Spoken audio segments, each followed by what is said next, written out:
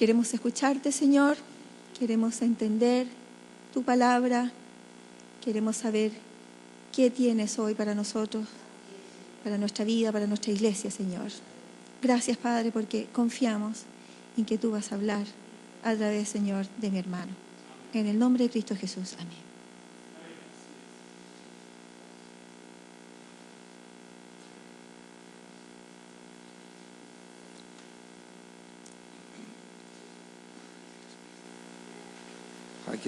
Ya. Hace un tiempo he tenido que empezar a ocupar lentes distintos para ver de cerca y para ver de lejos. Estamos envejeciendo. Pero gracias a Dios, en esta vida que nos toca vivir, que es, en algunos casos, es terrible. En mi caso, debo decir que sería un ingrato si no dijera que es una taza de leche mi vida. Porque Dios ha sido bueno y misericordioso. Ha habido dificultades, pero no son nada, no han sido nada. Hay gente que vive dificultades graves. ¿Me oyen bien, hermanos, cierto? ¿Sí? Bien.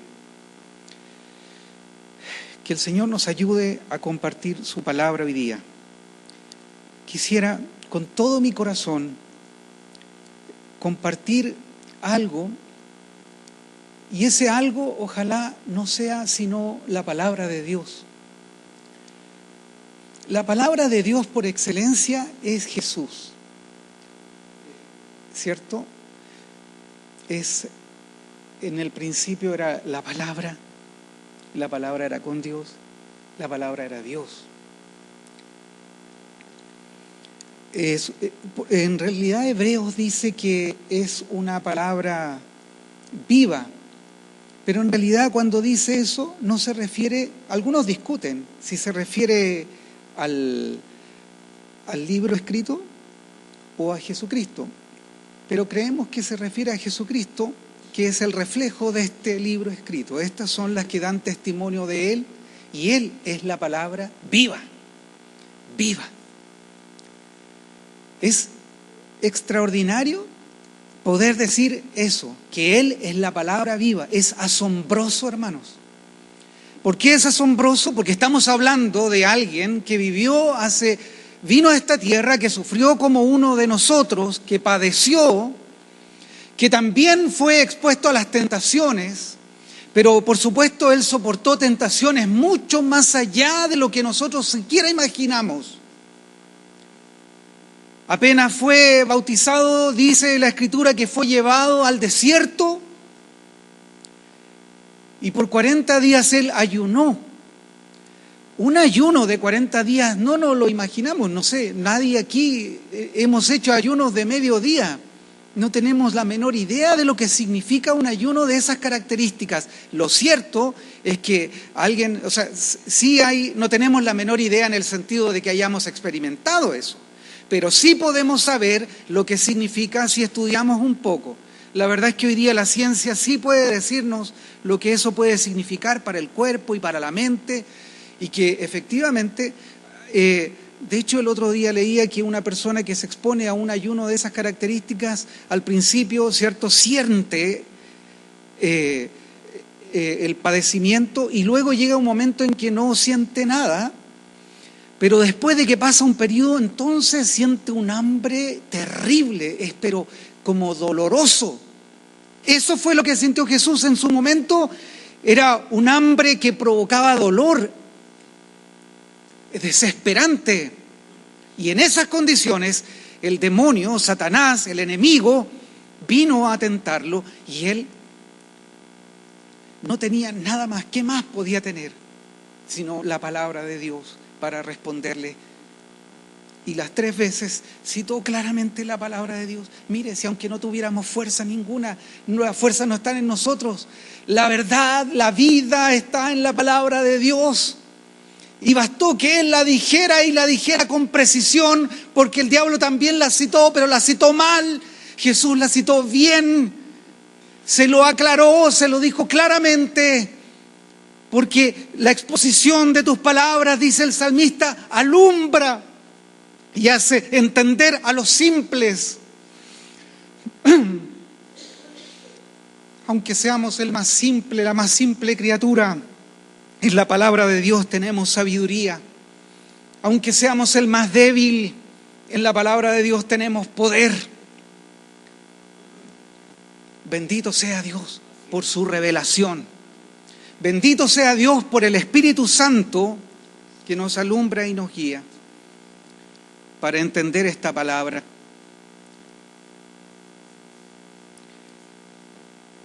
Hermanos, para no extenderme demasiado, me gustaría citar un pasaje de ánimo, aunque al principio no lo veamos así. Yo les voy a rogar que me escuchen, que hagamos un ejercicio antiguo. El ejercicio antiguo de la iglesia era oír. No había libros como ahora. No había libros. Entonces llegaba la carta de un apóstol y la carta era leída. ¿Y qué hacía la gente? Oír. O cuando Jesús predicaba, ¿qué hacía la gente? Oír. Y Jesús decía, el que tiene oídos para oír, oiga. Y oír, ¿sabe lo que significa oír? El origen de la palabra oír, si uno lo estudia y va a un diccionario de etimología, la palabra oír significa escuchar atentamente, escuchar bien. Y hay que escuchar bien para luego obedecer. Y obedecer, eso tenía que aclarar, me equivoqué. Obedecer es la palabra escuchar atentamente o escuchar bien. Eso es obedecer. Entonces cuando dice, varias veces cuando dice en la Escritura, el que tiene oídos para oír, eso es lo que está diciendo. Oiga, obedezca lo que se está diciendo. ¿Ya? Sí, y yo tengo la impresión, hermanos, de que, no tengo la impresión, estoy seguro de que si hacemos caso de lo que vamos a leer ahora, que es un texto escrito por el apóstol Pablo y por cierto inspirado por el Espíritu Santo, si le hacemos caso y lo hacemos de todo corazón, entonces vamos a tener una meta correcta para avanzar y como el atleta, cierto, que corre a la meta con la intención de ganar, entonces ganaremos. ¿Y sabe por qué estoy seguro que ganaremos? Porque ya fuimos ganados por Cristo. Y como el mismo apóstol escribió, ustedes que fueron tomados por Cristo, fuimos asidos por Cristo, fuimos tomados, ¿cierto?, en sus manos y nada nos arrebatará de sus manos, ¿cierto? Como ya fuimos tomados para eso, ahora lo único que tenemos que hacer los creyentes, salvos en Cristo Jesús, salvos no porque hayamos hecho algo, porque ¿qué podíamos hacer? No, somos salvos porque, por gracia, porque fue un regalo de Dios. Nos llamó, nos escogió al principio, nos llamó y somos sus hijos. Y Él nos tiene en sus manos y la promesa es que nadie, ninguna cosa en el cielo, en la tierra ni debajo de la tierra, nada nos va a arrebatar de sus manos porque Él nos tiene aferrados con todas sus fuerzas. ¿Y de quién es todo el poder sino de Él? Bendito sea Dios. Bendito sea Dios. De Él es todo el poder.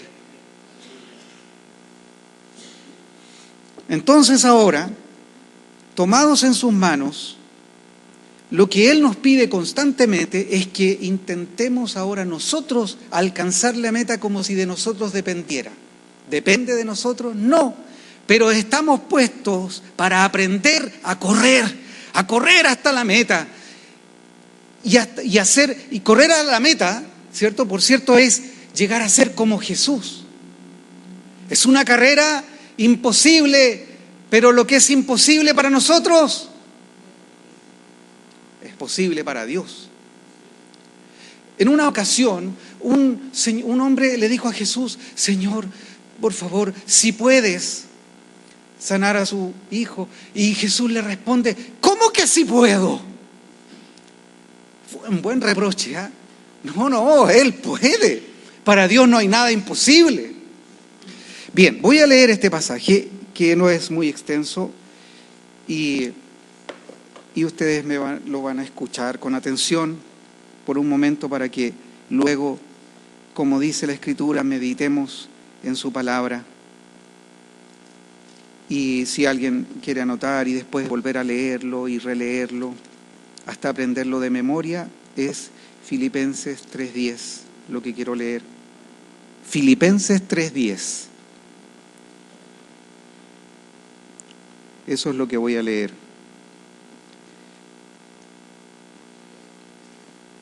En realidad podríamos leer desde antes, pero el pasaje 3, 10 y 11 es en donde quiero concentrarme un ratito.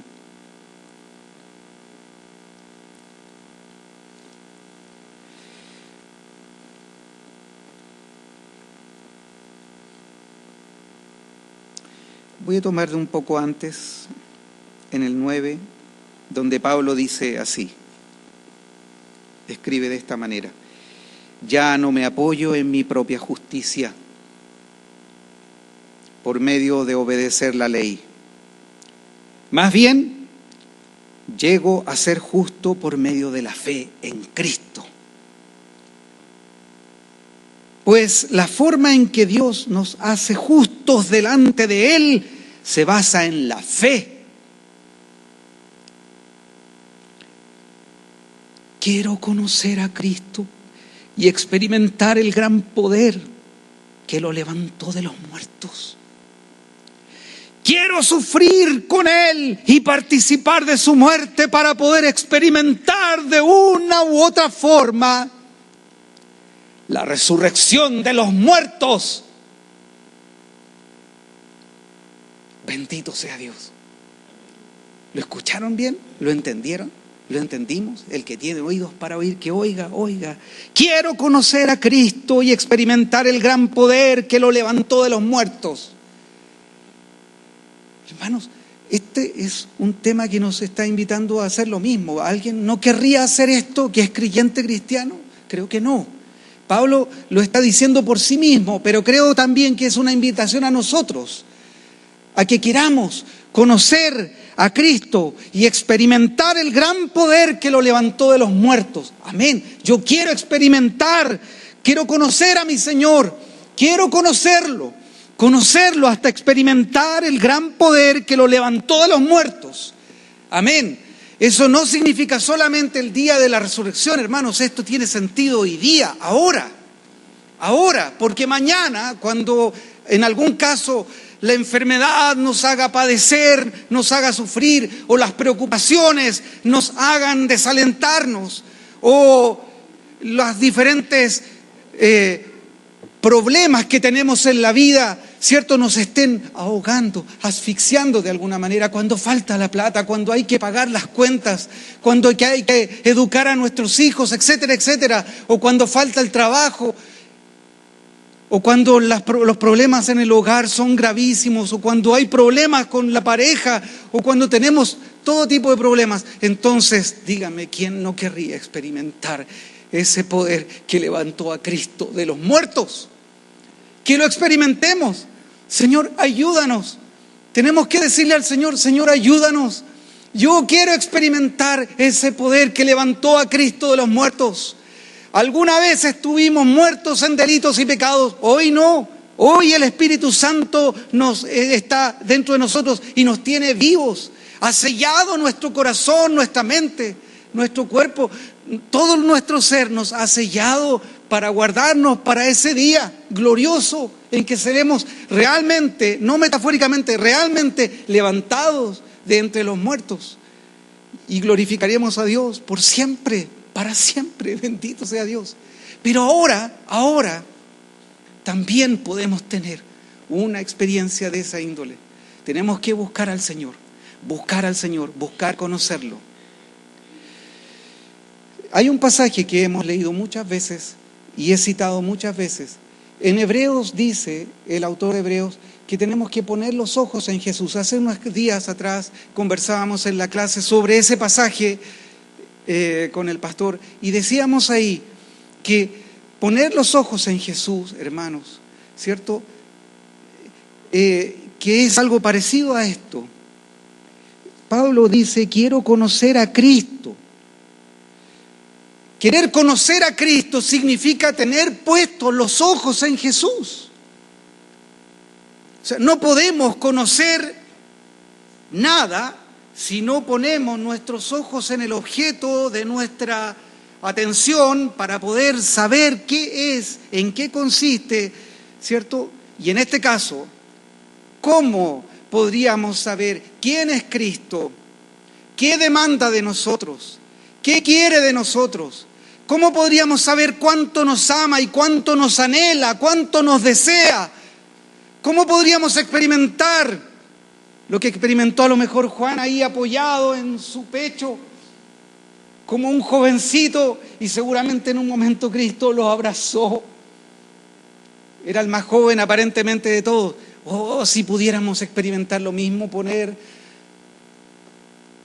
cuando a veces llegamos tan agobiados a la almohada, pero que esa almohada no fuera la almohada, sino el pecho de Jesús. Y que como Juan nos apoyáramos y sintiéramos, ¿cierto?, su amor.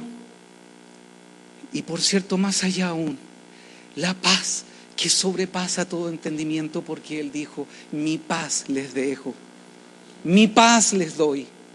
No les doy la paz que el mundo da. No, la paz del Señor es otra paz, una paz que sobrepasa todo entendimiento. Que nuestro corazón sea llenado de esa paz de Dios, de eso que los judíos llaman Shalom. Shalom. Ayer leía que el nombre de Salomón deriva de esa palabra, Shalom. El hijo de David se llamaba paz. El Señor le prometió que iba a tener paz para que hiciera las cosas que Él tenía preparado que debía hacer. Lástima que en el camino parece haberse perdido, se desorientó porque se puso a estudiar muchas cosas y estaba bien, pero estudiar hasta el último vegetal, y era brillante este tipo, era muy brillante. La reina vino a escucharlo y sus disertaciones eran sorprendentes sobre cualquier materia. Ella vino a consultar, a averiguar de todo, y de todo sabía este rey. Pero a los reyes puestos por el Señor les había sido ordenado en Deuteronomio 17 que la primera cosa que tenían que hacer era, si usted lee después Deuteronomio 17, léalo con mucha atención, a partir del capítulo 13 se da una instrucción específica: cuando quieras tener rey, Israel, cuando se te ocurra tener un rey, entonces este rey debe ser un israelita y debe hacer, ahí dice varias cosas, pero entre ellas debe hacerse copiar un libro exacto y autorizado de la ley de Moisés, que era lo que tenían hasta ese momento, de la Biblia que tenían hasta ese momento. Y la orden era que tenía que leerlo todos los días de su vida, porque así aprendería a temer al Señor, así aprendería a conocer al Señor. Parece que David, aunque era conforme al corazón de Dios, no hizo eso, o lo hizo muy poco. No tenía la menor idea cómo trasladar el arca, y lo hizo muy contento, muy feliz, todos cantando. De repente el arca casi se cae, y alguien que no debía haber estado ahí va y, queriendo hacerlo mejor, intenta sostener el arca y muere. Y el rey se enoja con Dios. Qué ignorante ese rey. ¿Pero ignorancia de qué? Ignorancia de la palabra de Dios. La orden de Dios era que solo los levitas, y en particular los coatitas, tenían que llevar el arca, no otros. Tiempo después David parece ser que no lo leyó, parece ser que lo instruyeron, no dice en ninguna parte que lo leyó, o sea, no volvió a hacer caso, y así cometió muchos errores. Que no cometamos errores nosotros tenemos la palabra exacta, la palabra precisa, la tenemos por internet, la tenemos en audio, la tenemos en buenas traducciones, la tenemos para leer, hay que leerla. Y incluso la podemos escuchar, hoy día está grabada, hermanos. Si alguien no es bueno para leer, no importa, la puede escuchar. Hay que buscar la forma.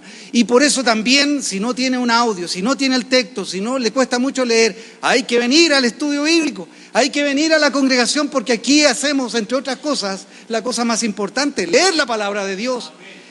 Y cuando se lee la palabra de Dios, hermanos, no nos olvidemos: el que tenga oídos para oír, oiga. Hacemos un gesto de solemnidad y nos ponemos de pie porque reconocemos que la palabra de Dios es la palabra de Dios. No es otra palabra, es la palabra que trae sabiduría, entendimiento, la palabra que transforma y que hace que un hombre sea mejor, la palabra que hace que alguien pueda ver a Cristo. Bendito sea el Señor, bendito sea el Señor. Quiero conocer a Cristo y experimentar el gran poder que lo levantó de los muertos. Amén. Eso quiero. Corramos hacia la meta para conocer más a nuestro Señor. ¿Y cómo conocemos más a nuestro Señor? En este texto, ¿cierto? Orando al Señor y leyéndolo, meditando, como dice el Salmo 1, de día y de noche. El que medita en esta palabra de día y de noche, ¿cómo dice el Salmo? Dice que será como un árbol plantado junto a corrientes de agua, que da su fruto en su tiempo y su hoja no cae. Bendito sea Dios. Qué lindo, qué extraordinario. Y pueden venir vientos recios, esos vientos que arrancan a veces a muchos árboles, pero el árbol que está junto a corrientes de agua, porque es cierto, el que está en la roca, el que está leyendo la palabra, está afirmado en aquel que es la roca eterna por los siglos de los siglos. Quiero conocer a Cristo y experimentar el gran poder que lo levantó de los muertos. Y luego está entre signos de exclamación aquí en mi traducción.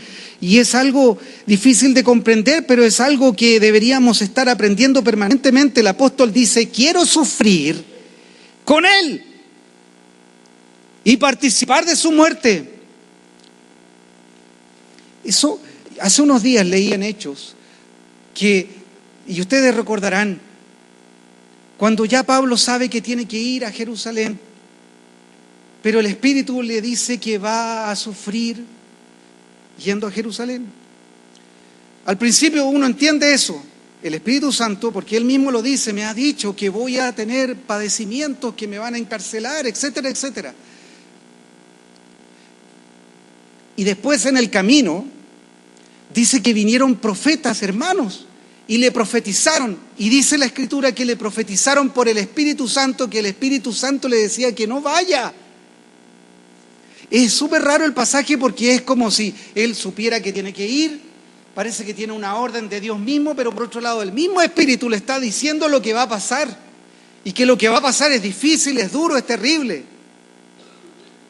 Pero él escucha las profecías, y después, más adelante, viene un profeta llamado Ágabo, y va y donde el apóstol y le toma el cinturón, seguramente que amarra un poco su túnica, toma esa cuerda que actúa como cinturón, se amarra y dice, por el Espíritu Santo también, esto es lo que le va a pasar al hombre que es dueño de este cinturón. Y dice ahí que Lucas continúa su narración, porque Lucas escribió el libro de Hechos inspirado por el Espíritu Santo y no olvida detalles. Ese hombre era tan observador, no olvida detalles, y escuchaba con atención y tomó atención de esto. Y dice que empezaron a rogarle a Pablo, él incluido, y todos los hermanos, por favor, no vayas, el Espíritu ha dicho que no vayas. Y el apóstol dice, ¿por qué me quebrantan así el corazón? Sí, para mí, en el fondo, y en otras cartas lo dice, mi vida no vale nada si no es para vivir por Cristo o para morir por Cristo. No me pidan algo que significaría volverme absolutamente insignificante. Mi vida no tiene ningún sentido si no es sirviendo en la obra de Dios, haciendo su voluntad, aunque esto me cueste la vida. Nosotros no hemos llegado a eso, pero eso es parte de lo que significa conocer al Señor. Y así entonces voy concluyendo y dice, quiero sufrir con Él y participar de su muerte. Ahora, miren hermanos, porque cuando nosotros empecemos a anhelar eso de verdad y el Espíritu Santo nos ayude, dice que así el apóstol dice, para poder experimentar de una u otra manera la resurrección de los muertos.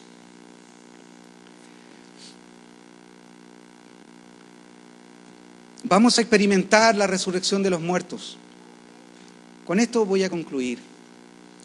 Pablo escribió que un día algunos van a resucitar, se van a poner ahí sus obras frente al fuego y las obras de muchos se van a quemar. Y a lo mejor hasta él va a quedar medio chamuscado y van a ser salvos como por fuego, dice, ¿cierto? Entonces medio chamuscado, o sea, llegué sin ninguna cosa que ofrecerle al Señor. Mi vida fue súper inútil, no hice nada, solo estuve alejado, desordenado, inconstante. Fui un fracaso, qué pena. Me llevé lamentando toda la vida, solo viví para mí mismo. Y yo te conocía y tú me salvaste y tú diste todo por mí. ¡Qué pena! La verdad es que habrá muchas vidas, o hay muchas vidas, que son un fracaso porque viven en función de esta vida, de todo lo que esta vida tiene. Hay que cumplir muchas cosas en esta vida, pero esto no es lo principal. Lo principal es que es la gloria de Dios. Lo principal es vivir ordenado para Dios. Lo principal es vivir haciendo la voluntad de Dios, sirviendo a nuestros hermanos, sirviendo a nuestro prójimo, anunciando las virtudes de aquel que nos llamó de las tinieblas a su luz admirable.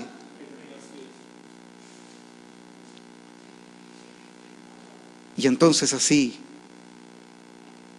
podremos experimentar de una u otra manera la resurrección de los muertos.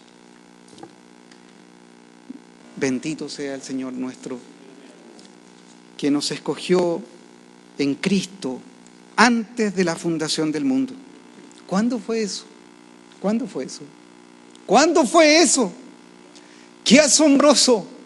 Allá perdido en el tiempo, allá lejos, cuando no había nada excepto el Señor y su Hijo y el Espíritu, y decidieron escogernos antes de que fuera creado cualquier cosa. ¡Qué bueno! ¡Qué bueno! Fuiste escogido por Dios desde el principio. No hagamos que nuestra vida sea miserable. Nuestra vida se vuelve miserable cuando vivimos preocupados de nosotros mismos. Nuestra vida se vuelve miserable cuando solo esperamos satisfacer nuestra felicidad. La vida tiene sentido y se vuelve, ¿cierto?, gloriosa cuando vivimos para la gloria de Dios, amándolo a Él sobre todas las cosas y a nuestros hermanos, ya no como nosotros mismos, sino que Jesús dijo que entre nosotros debíamos amarnos como Él nos amó. ¡Qué extraordinario! Que nos ayude el Señor. Gracias, Señor, por tus palabras, Señor. Gracias por tu amor, por tu misericordia, Señor. Gracias por tu verdad. Gracias por el Espíritu Santo, por la vida que tú nos das, Señor. Tú nos sostienes, tú nos revelas, tú nos abres y alumbras con tu palabra, Señor. Gracias, mi Dios. Gracias, Señor. Gracias porque tú estás vivo en medio de nosotros. Gracias porque estás aquí, Señor. Gracias porque estás aquí muy cerca. Y aunque no te veamos, Señor, nosotros por la fe sabemos que estás aquí. Por eso te oramos, por eso hablamos contigo, por eso abrimos nuestra boca para decirte que te amamos y te adoramos y cantamos, Señor. Y que puede ser una locura o parecer una locura, pero tú estás aquí, estás vivo. Y eres Señor de señores y Rey de reyes, por eso te adoramos, te exaltamos. Bendito sea tu nombre. Aviva nuestros corazones, Señor. Llena nuestra vida de tu Espíritu Santo, Señor. Renuévanos, renueva nuestras mentes, renueva nuestros corazones, Señor. Haz que nos volvamos a ti de todo corazón. Llénanos de tu Espíritu y haznos tus siervos, tus esclavos, Señor. Que aprendamos a ser el más humilde de tus siervos, Señor. Y que lavemos tus pies, que lo lavemos en serio, Señor. Ayúdanos a ser cristianos en serio, de verdad. En el nombre de Jesús, Señor. Amén.